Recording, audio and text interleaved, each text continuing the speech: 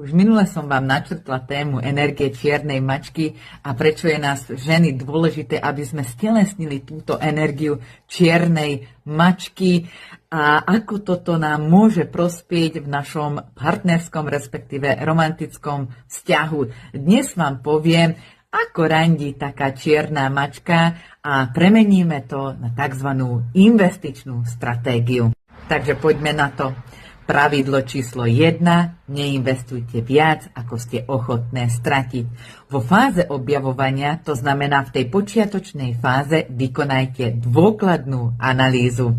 Nevkladajte energiu, čas ani zraniteľnosť skôr, ako si nezhodnotíte dôkladne svoje prečo. V tomto prípade to môže byť bezpečnosť a istota, emocionálna konzistentnosť alebo spoločné, respektíve podobné hodnoty. Svojou energiou zaobchádzajte ako s kapitálom a neinvestovať, pokiaľ nie je overená trajektória. Pravidlo číslo 2. Diverzifikujte portfólio.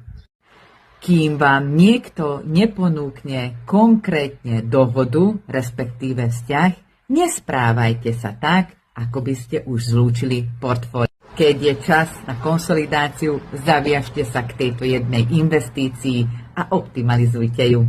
A pravidlo číslo 3. Odíďte skôr, ak základy nie sú pevné.